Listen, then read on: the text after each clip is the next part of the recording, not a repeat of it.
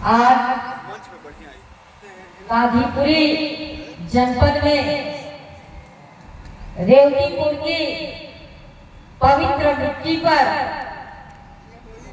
108 कुंडीय नारी शक्ति राष्ट्र जागरण गायत्री महायज्ञ में हम लोगों के बीच में बैठी हमारी विद्वत बहनें, हम लोगों के बीच में उपस्थित तमाम वैचारिक रूप से धर्म को मजबूत करने के लिए हमारे विद्वतजन सामने मंच पर उपस्थित हम लोग के बड़े भाई श्री सच्चिदानंद राय जी चाचा जी, हमारे बीच में उपस्थित हमारे बड़े भाई श्री ओम प्रकाश राय जी, हमारे बीच में उपस्थित है श्री विनोद खरवार जी, मुकेश जी, तमाम लोग उपस्थित हैं।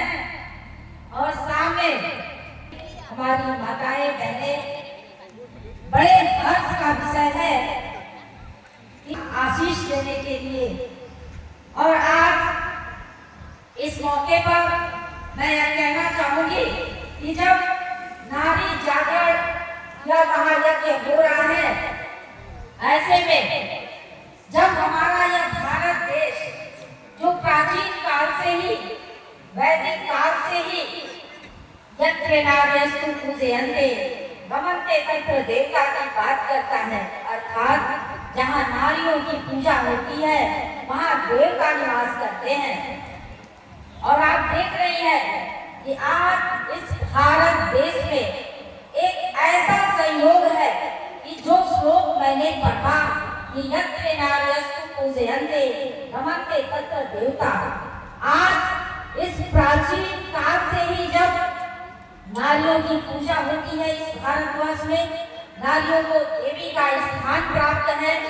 और जब से केंद्र में प्रधानमंत्री नरेंद्र मोदी जी का सेवा का अवसर मिला है उनको, तब से नारियों को विशेष रूप से बढ़ावा दिया जा रहा है।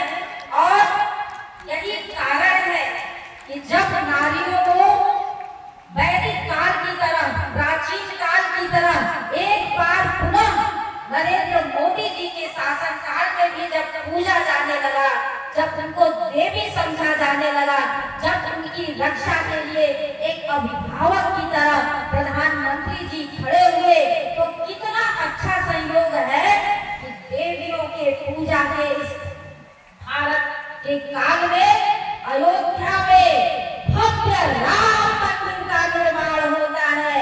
यानी कि जब देवी पूजा होती है तो उसमें इस अयोध्या में विराजमान हुए, तो ये बड़ा सुखद संयोग है। और हम लोग तो ऋणी है प्रधानमंत्री जी के कि वो धर्म के मार्ग पर चलते हुए, धाम को नमन करते हुए अपने ध्येय को प्राप्त कर रहे हैं। और उनका ध्येय है इस भारत को 2047 में विकसित भारत बनाना, साथ ही एक बार पुनः इस भारतवर्ष को विश्व गुरु बनाना। और इस अभियान में उनके इस ध्येय में हम माताओं बहनों का भी योगदान हो, ये हम लोगों के लिए एक गर्व की बात होगी।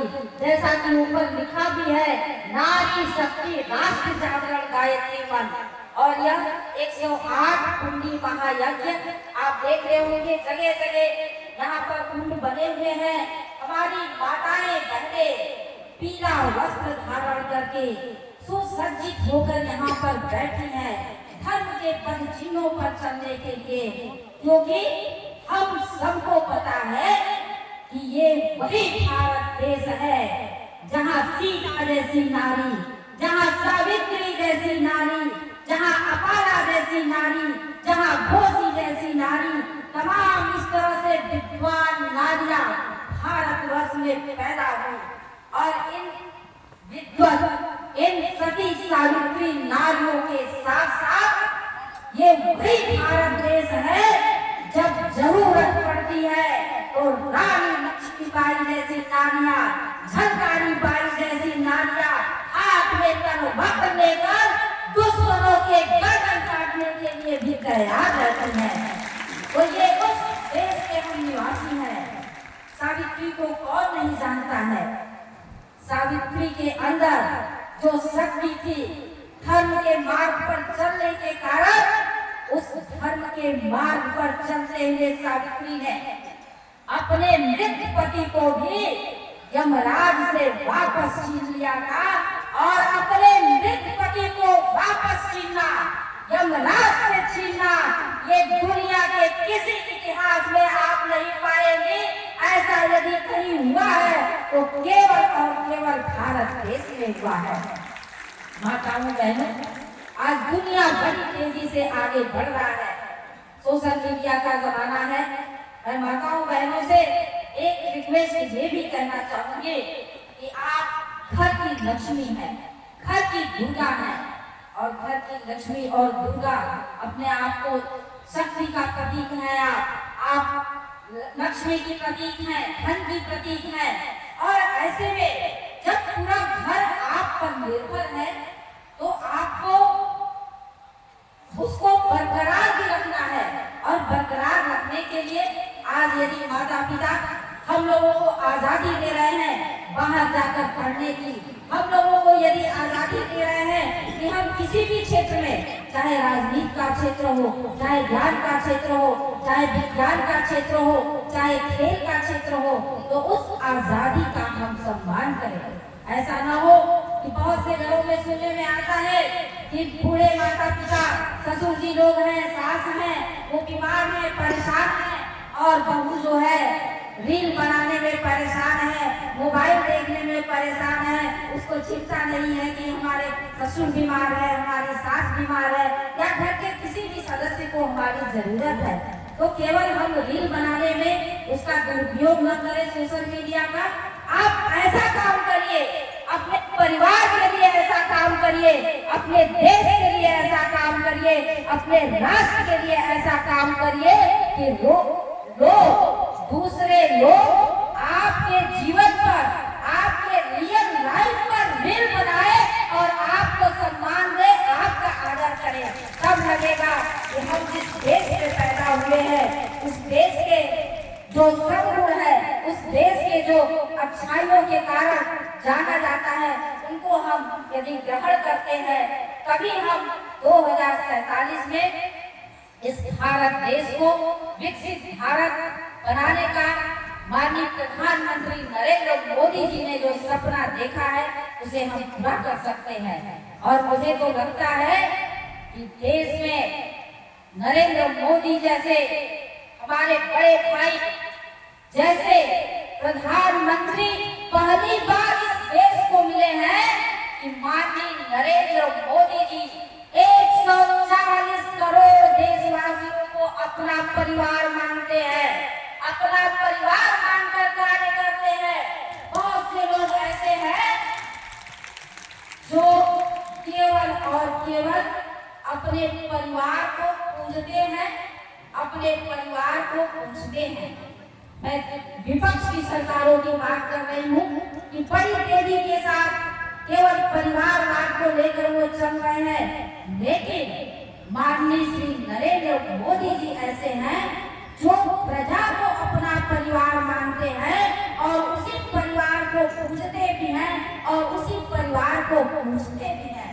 तो ऐसे प्रधानमंत्री आज इस समय हम लोगों को मिले हुए हैं और हम लोगों का सौभाग्य है कि हम लोग उनके छत्र छाया में कुछ ऐसा करें कि हमें भी लगे कि राष्ट्र निर्माण में हमने अपनी भूमिका दी है। और आज बहुत व्यस्त कार्यक्रम है। अभी अभी आपकी ये बहन, आपकी ये बेटी राज्यसभा सांसद निर्वाचित हुई है। इसके लिए मैं इस रेतीपुर की धरती से सभी लोगों को नमन करते हुए, वंदन करते हुए, अपने मंच की बहनों को नमन करते हुए, वंदन करते हुए और यहाँ उपस्थित सभी लोगों को नमन वंदन करते हुए दो पंक्तियां कहकर अपनी वाणी को विराम दूंगी। क्योंकि यहाँ पर मातृशक्ति का एक जमावड़ा है, तो मैं मातृशक्ति पर कहना चाहूंगी, मेहंदी रोली चंदन का श्रृंगार नहीं होता। मेहंदी रोली चंदन का श्रृंगार नहीं होता। भैया दूज रक्षा बंधन का त्योहार नहीं होता। मेहंदी रोली कंगन का श्रृंगार नहीं होता।